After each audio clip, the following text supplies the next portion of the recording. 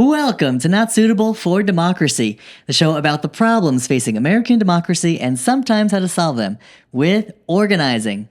I'm your host, Nick, and on today's episode, we are diving right in to the Hungary election. Now, this just happened this past weekend, and it was earth-shattering. Now, why are we talking about elections in Hungary? Well, you're going to find out right here on this episode of Not Suitable for Democracy. Now, last week, I was out sick. I was congested, cold-like symptoms. It wasn't fun. And I also had allergies. Oh, I've had allergies since I was a kid, and they were kicking in. With that said, it was just like a hybrid of just like coughing, sneezing, the works.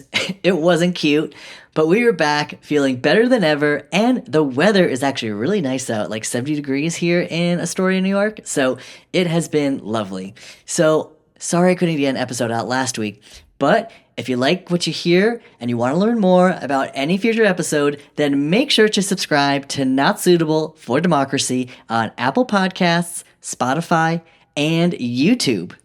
Don't forget to follow along on Instagram and TikTok. I use the same handle for both, so you can follow along at NSFD_pod.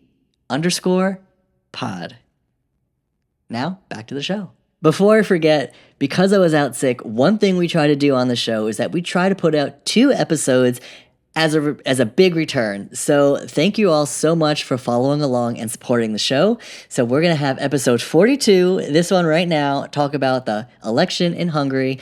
And then episode 43, we'll go back to basics, talking about the news of the day, such as Harris in Harlem, talking about her run in 2028, the Eric Swalwell scandal, also Mayor Mamdani's first 100 days, and what's happening right here in Astoria, New York in Assembly District 34. So a lot to cover in episode 43. So let's jump into it right now with the election in Hungary. Now, why are we talking about an Eastern European country when the show is really focused on American politics? Well, by the end of the episode, you'll definitely understand why. So for those who are, let's say, very political savvy and follow the news very closely, that section is going to be for you when we really dissect why the Hungary election has ramifications, but also how it can influence American politics. For those who, don't follow the news as closely and just like to learn, well, this is where you come in. We're going to talk about what was the Hungary election all about. So first off, the Prime Minister of Hungary, Viktor Orbán. Now, this guy was basically Trump before Trump. He was like this really boisterous, like strongman kind of persona who really did start out with good intentions, right? Coming to power. Like he knew that the liberal democracy that Hungary had, like he knew that's how he like eventually came in, running on reform, right? Change is good, change is good. But then in 2010, when he finally got elected to prime minister, he flipped. And what I mean by that is that he started to then slowly but surely consolidate power. And he didn't do it just by waking up one day and making these sweeping changes. He did it over time. So for instance, just listen to some parallels from what might be happening in the United States right now, right? Viktor Orbán. He replaced career politicians with loyalists. Sound familiar? He also changed the judicial system, right? People in the courts in Hungary to favor his agenda. Sound familiar? He also, mind you, went after LGBTQ plus individuals, not only discriminating against gay folks, but also he literally erased trans and non-binary people from the country's constitution. Sound familiar going after the LGBTQ plus folks? So you start to see these patterns, right? Lastly, too, I'll add the fact that Viktor Orbán also consolidated power by gerrymandering his election districts to ensure that he would retain the vote share, even with a greater magnitude from previously. They have a weighted voting system. So the fact that this system would also, really make the victories even more magnified, right? This was not by accident. And doesn't that sound very familiar to what's happening right now in the United States? So Viktor Orbán, he was an authoritarian before it was cool, essentially, right? Trump before Trump. But he did so in 2010 when, remember, the United States had just elected Obama 2 years before on this, ushering in this era of hope and change, right? The world economy was pretty shaky. Like, we had the recession going on. So now Viktor Orbán gets into power, but he goes in the opposite direction. So it wasn't until now, right? This past weekend, the people of Hungary, the voters, they finally ousted him from power. It was just such a magical, powerful moment that this like seismic shift reverberated not only around all of Europe, but around the world. The fact that this authoritarian monster was finally taken out of power by the own democratic norms that he tried to rig against the people. They said, nuh-uh, we are taking our power back, we are taking our country back, and they did. So the beautiful part, of course, now, the fact that this really does show that the world is changing. Now, mind you, we know who currently occupies our White House, but that doesn't mean that they will be in there forever. So this seismic shift does inspire hope. It does inspire that change is possible. And they now have created the blueprint for how we can do it here in America. So now, with all of that, how did they pull it off? So first, the winner of the election is Péter Magyar. Now, Péter Magyar, he is a young, 45-year-old center-right conservative. Okay, so to be clear, this isn't a victory for the left. I know a lot of folks on social media, when they were when the news first broke over the weekend, right? They were very much saying, "Oh, this is great, it's victory for the left." Not quite, not quite. He's still very conservative, right? And what you'll notice is that, like, to be clear, what I mean by that is that he leaned into more like economic reforms and healthcare reforms, which are great, right? We want to improve healthcare and the economy. In Hungary, that's what he set out to do. But he did stay away from social issues. Now, if you recall, Viktor Orbán, he did actually try to ban like LGBTQ plus pride, like pride celebrations, pride marches, right? Very similar to like Putin in Russia, right? Viktor Orbán did in Hungary. So you can see, like, the Péter Magyar, he really stayed out of that. Like, he didn't really have a platform to like veer to the left, let's put it that way. So just be clear, like, this is a victory for the world that we got an authoritarian out of power, but is not necessarily the victory we think it is for the left. Okay, so anyway, Péter Magyar, young conservative, he was an Orbán loyalist, believe it or not. So, like, if you like kind of think of it like this, like, it's kind of like if Mitt Romney, right, he was a very establishment figure, part of the Republican Party, like level-headed, more or less. If a Mitt Romney was then mixed with like Marjorie Taylor Greene, because Péter Magyar actually left Viktor Orbán's party. He like was like, yo, there's so much horrible stuff going on in our government. There was actually a child abuse scandal in the government that like made Péter Magyar be like, yo, I'm out, done with this. I can't support this anymore. So he stood on character and integrity. He's like, I'm out. So even after all that, right? Just like Marjorie Taylor Greene, we know a lot of stuff went down, Epstein files, right? She also couldn't like work her way up the ladder anymore with, Trump's party of the Republicans. So she was like, I'm out, I'm gonna flip and just start calling it like I see it, which, like, I'm not gonna like celebrate her for that, where it's like, yes, it's good she finally came to the right conclusion. I mean, I'd rather have someone speaking in favor of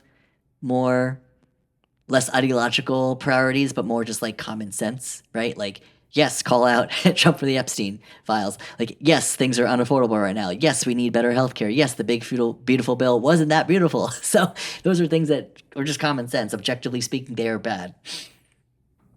But she's now an outsider. She was doing an interview actually recently on CNN, and they asked her like, would Marjorie Taylor Greene consider herself an independent? She said yes. She considers herself more of an independent, even though she is registered as a Republican, which I'm okay with, right? In New York, we have closed primaries, so you have to be registered as a Democrat, even if you're more of an independent leaning. But to get your vote in the primary, you have to be registered as a Democrat. So I get it. With that said, Peter Magyar is kind of like the Mitt Romney plus the Marjorie Taylor Greene, the establishment who then became an insider-outsider, like Marjorie Taylor Greene. But then, lo and behold, now Peter Magyar created his own political party. Something that's not really done in America, right? I mean, sure, you could say like Andrew Yang, I think he created his own party, right? But hasn't really gone anywhere, right? Then we had the People's Party, People's Movement, that kind of fizzled out, right? Maybe it's still around. But point being is like political parties are so hard to take off in America because there's such a stronghold between the binary two-party system. Lesser of two evils, that's where that comes from, right? But I digress. Peter Magyar created his own party, the Tizza Party, Tizza. With that said, he brilliantly was able to build a coalition. Not necessarily by party, right? Like he knew like he comes from the center right. That'd be like Republicans just like speaking amongst other Republicans. And we know Republicans are fractured, right? You got like the MAGA movement and then plus the establishment Republican Party here in America.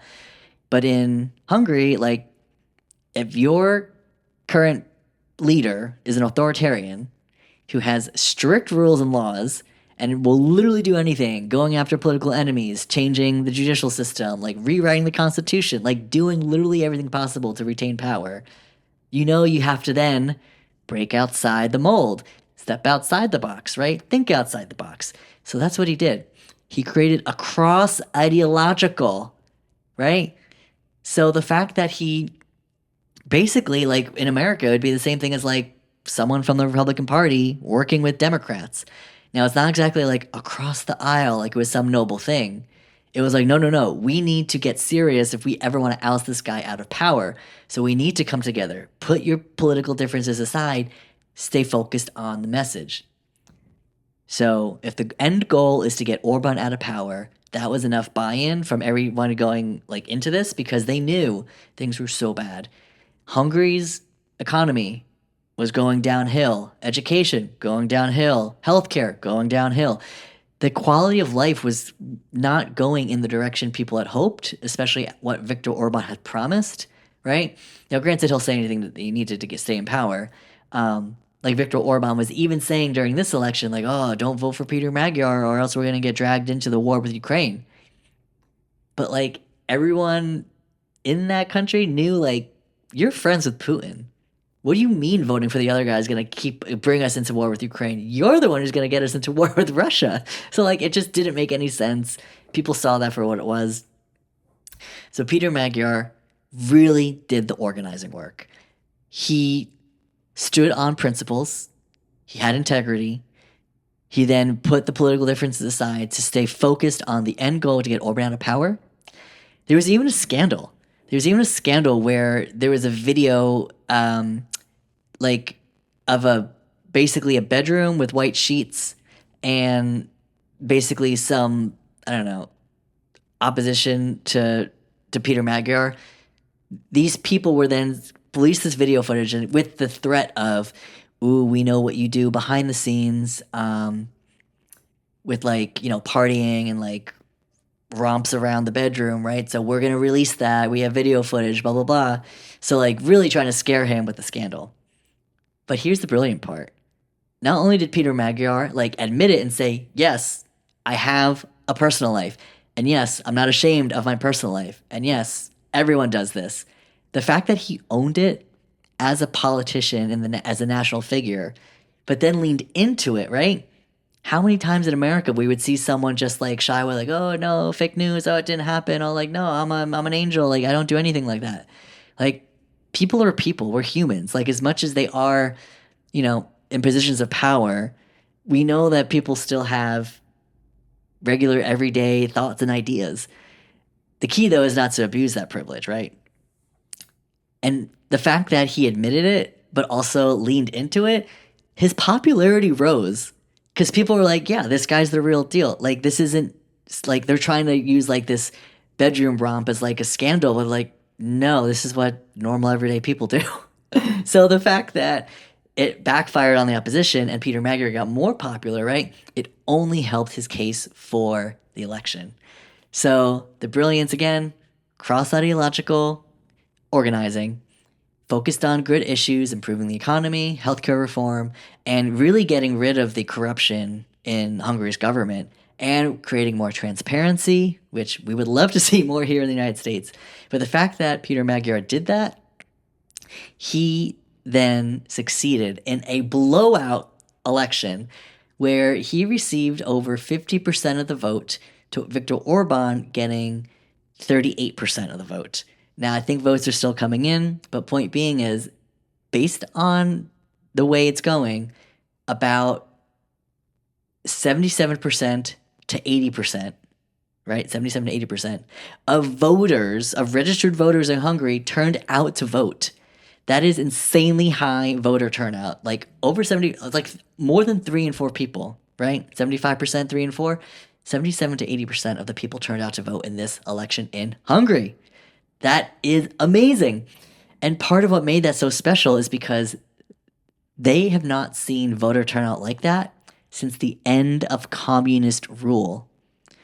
So when the communists, that fell, right, like the end of the 80s, that is how long it's been since people came out to vote with that magnitude. So election results, again, there was only like a handful of districts that actually went for Orbán. Everywhere else, complete landslide for Peter Magyar. And that includes the districts that were gerrymandered in favor of Orbán, right? They flipped because they've just had it, done with it, ready for something better.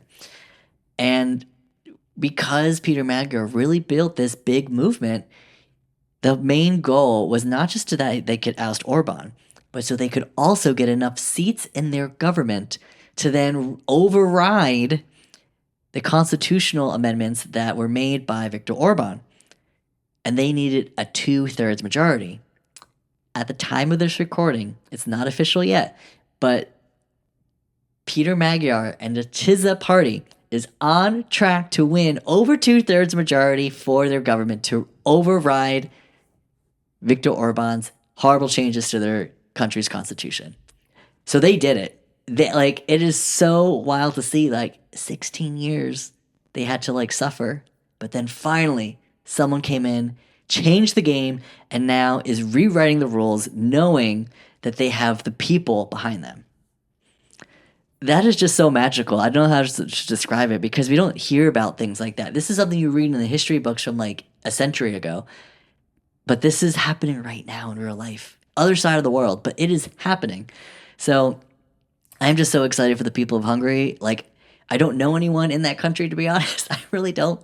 But when I've seen from social media, the people there, they are celebrating. They were dancing till 4 a.m. after the election, dancing real hard out in the streets, partying, dance music. And even their elected officials, there was one guy who's his videos going viral, where when they announced the winner, he was doing this jig and kind of moving and grooving on stage in front of all the other elected officials. But the crowd was loving it because when you have that release of just that angst, that anger, anxiety, that sadness, that fear, it just washes away with hope, with promise, with euphoria, right? This joy that cannot be recreated. It is magical. So I'm just so happy for them that they could get someone out of power. And it only just gives me hope for what could very much happen in our country. So with all that said, so happy for what happened with the election results in Hungary. But now, what does that mean for us here in the United States? So for everyone who voted in the 2024 election, right? A third of the country voted for Harris, a third of the country voted for Trump, and the other third stayed home. And right now we are sliding into fascism thanks to the 2025 or Project 2025 playbook that was crafted in part by Viktor Orbán's people, who worked with the Heritage Foundation people to then make it happen here in the United States. So we know it's been happening, right? Trump had all of his executive orders on day one. We know that he's been challenging and pushing the boundaries of the rule of law to the furthest extent that we've seen in centuries, if ever, in this country, right?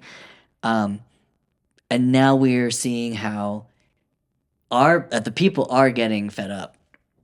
Where 2026 with Venezuela, that was one thing, right? To take out a world leader like that and remove him from power. The second being the war in Iran. What happened in Venezuela emboldened Trump to take that next step, thinking he could do it again, but not this time. He's playing with fire now, and it's not going well. All of his numbers are down, approval ratings are down, support for the war is not up. Republicans love it, but most Americans, independents and Democrats, everyone else, are not happy with this. And we just keep seeing, obviously with the Epstein files, we see how this has just been a horrible, just bungling of just not only integrity, character, but even just like process. There's just nothing that's been going well with the administration objectively. And, firing or demoting Kristi Noem, firing Pam Bondi, Attorney General. We're seeing like how there's so much like instability and just like recklessness in the administration. And it doesn't give confidence not only to the American people, but also to the world. So we're seeing things really bad right now. And one other point too, Vice President J.D. Vance, right? He went to Hungary to campaign with Viktor Orbán to try to help him out. Washington and Moscow, President Putin and President Trump both wanted Viktor Orbán to win. And of course, Trump being Trump sent J.D. Vance all the way to Hungary. And the guy still lost. So like, not like a lot of people like J.D. Vance, right?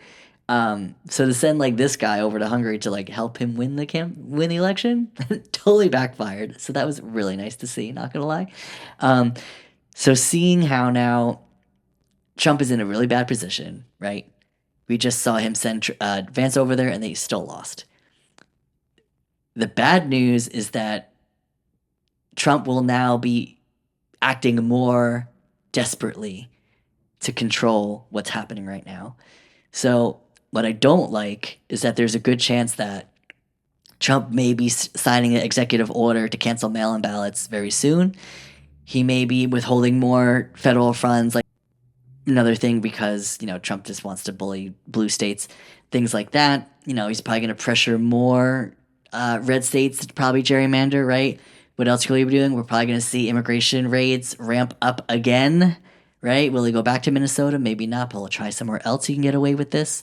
So now that we see that what happened in Hungary, that does not bode well for Trump, but we know that also means he's going to be more desperate.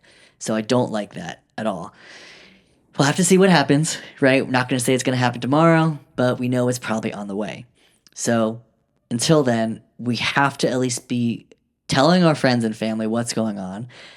Keep sharing our stories, right? Tell people what happened in Hungary. Like, sure, it might not be everyone's favorite, like, story over happy hour, but if you can at least mention it, like, hey, did you hear this guy who was like a total, like, monster for like 16 years finally got out of power? Like, hey, that doesn't happen often. So, like, might be kind of cool to talk about, especially since Project 2025 came from those people. So, like, yeah, it's all connected. So if we can make people understand how what's happening over there affects our lives, that's how we organize, that's how we bring people into the fold, and that's how we get people ready for 2026 midterms and 2028 election. Because here's the deal. Whatever Trump does, we need to at least prepare ourselves and really let people know, like, this is not a time to mess around or sit this one out. And it's not to say that every election is the most important in our lifetime, because all of them are. It's really just to say, if you want a stake in how our country is run, and you're not happy with any of the, like, million of things Trump has done since he got into power again, like, now's your time to do something about it. Register to vote, update your registration, make sure you can get to the polls, right? Vote in primaries. If you're registered and you have closed primaries, you have to be registered as a Democrat or Republican, like, as a major party. If you're independent, you just got to wait till the November.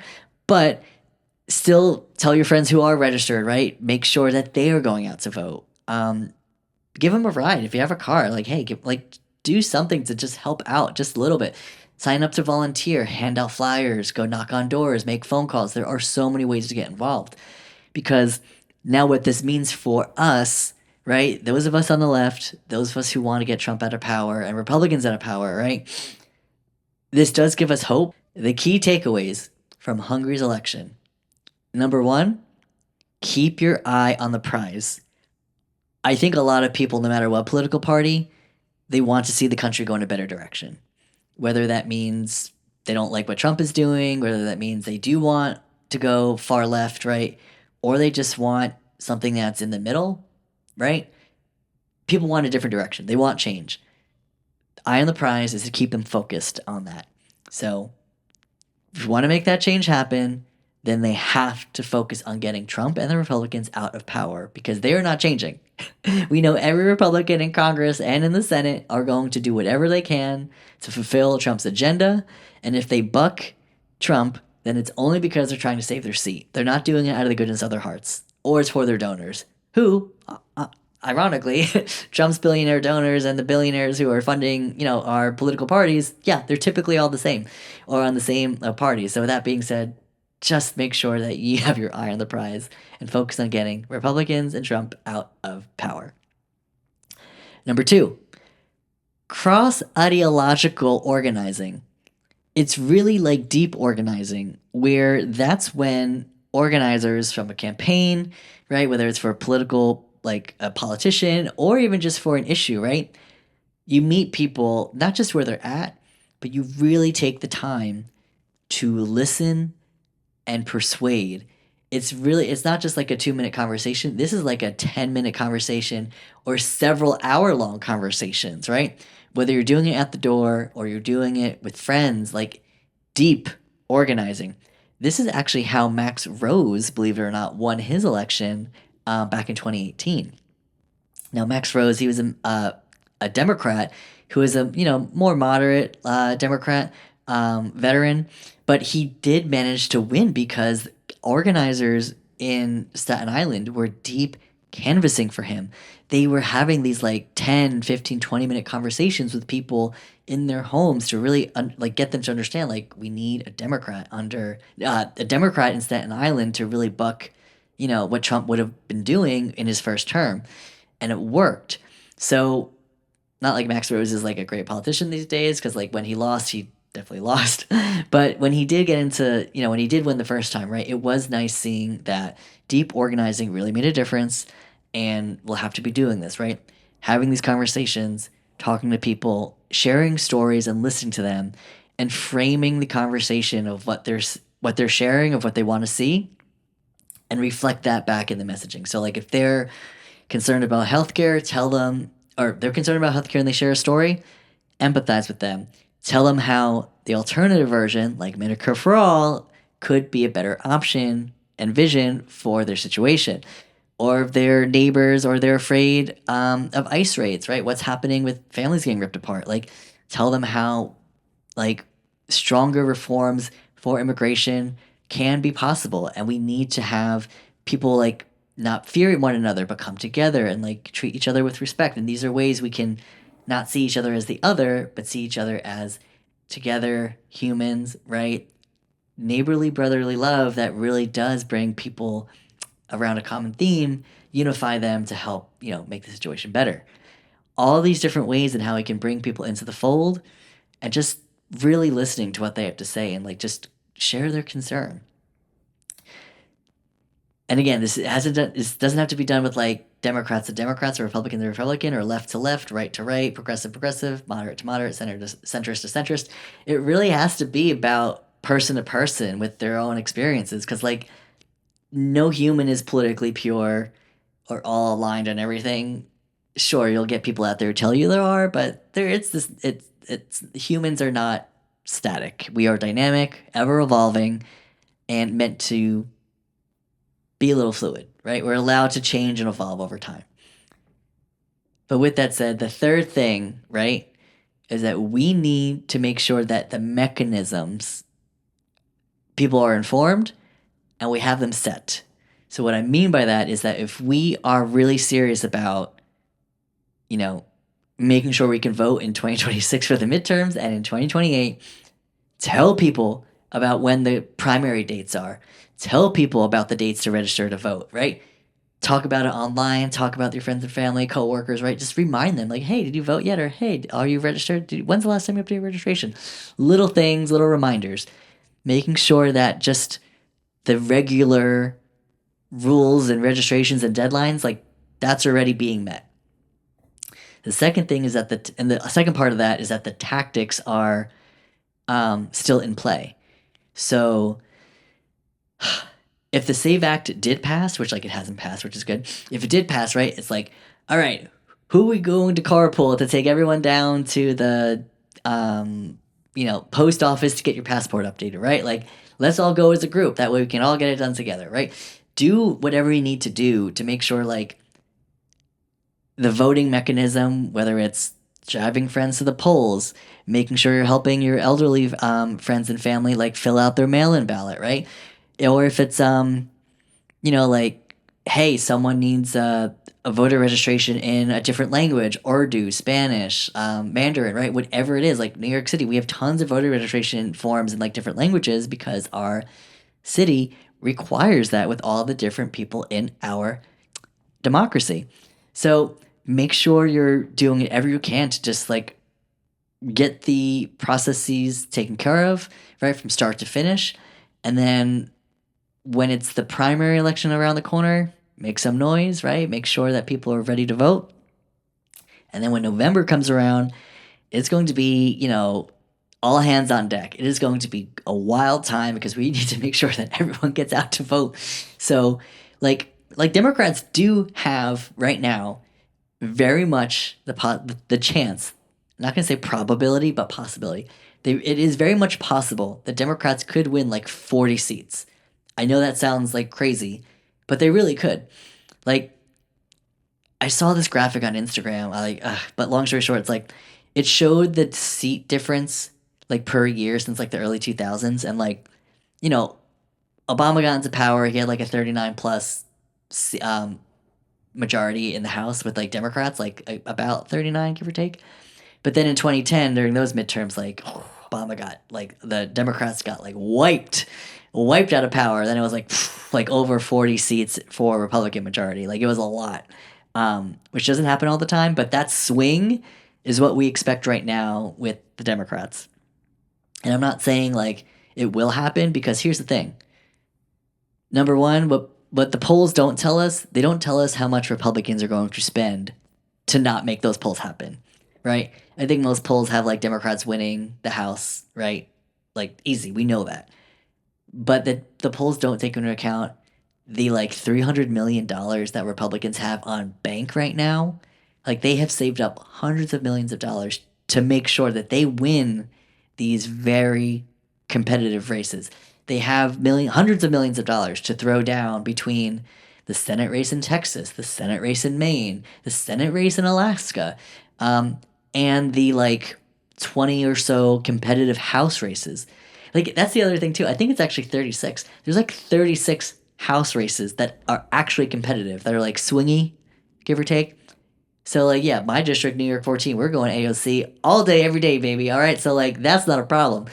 But the other ones out in like, Pennsylvania, Wisconsin, Michigan, like these swing districts, like that is what really determines the control of the House. So we have like 36 of those, I think, in this country. So like those 36 are going to have to be the biggest focus because that is what Republicans were going to target. So anything to really make sure folks get out to vote in those swing districts. And like the third thing is like, even though Democrats are up in the polls for like winning the House, the Democratic Party approval rating is lower than the Republicans. Lower than the Republicans. More people in this country favor the Republican Party than the Democratic Party. And the reason why? The Republicans are wolves in wolves' clothing. They'll tell you exactly like it is. If they're going to do something you don't like, at least they tell you. Whereas Democrats are sheeps in wolves' clothing. they'll wrap it up with, cute little bow, maybe a pride flag, but then they will turn around and do something else and flip-flop. Republicans are guilty of that too, but from a basic standpoint for people who aren't involved in politics, that's what they see all the time. They see Republicans say, we're going to do this, even if you don't like it, get over it. Democrats are like, we're going to do our best, we're going to try, but then not really try. Like, well, we kind of did, but no, you didn't. I'm not going to really do it, but then you do it. So it's like this same type of like wish-washy kind of like just trying to please everyone, but then ultimately just please your donors at the end of the day kind of thing with the Democrats. So that's why they're plus that and the lack of fighting from Chuck Schumer and Hakeem Jeffries, like that is why the poll numbers of the Democrats as a favorability for the party is so low. That is why. So, must I digress? Sorry about that. End of the day, we are going to have to take our country back. So make sure that you are getting involved, okay? You are telling your friends, family, coworkers, neighbors, whoever in your life that they are voting, they are ready to vote, and they are going to make their voices heard in the 2026 midterms. And then whoever is in that Democratic primary for 2028, they are definitely having a stake in that. Because if you don't like how things are going, we all saw how Biden performed in his first term. We also saw how Harris performed as the vice president, right? And we also saw what she did when she ran for president in 2024. If anyone has anything to say, good, bad, now is your chance to make it heard in 2028 primary. And for everyone who stayed home, now is your chance, right, in 2026 and 2028 to make your voice heard. So you have a stake in the direction of our country, because I'm sure you don't like how things are going. Neither do I, and we have a chance to stop that. At the end of the day, no matter what your thoughts are on politics, as long as you're making your voice heard, getting involved, then that is really how we can make the world a better place. If the voters of Hungary can oust an authoritarian, then I know we can too, right here in America. So make sure to stay tuned, stay involved, because that is suitable for democracy. Thank you so much for watching. I truly appreciate the support.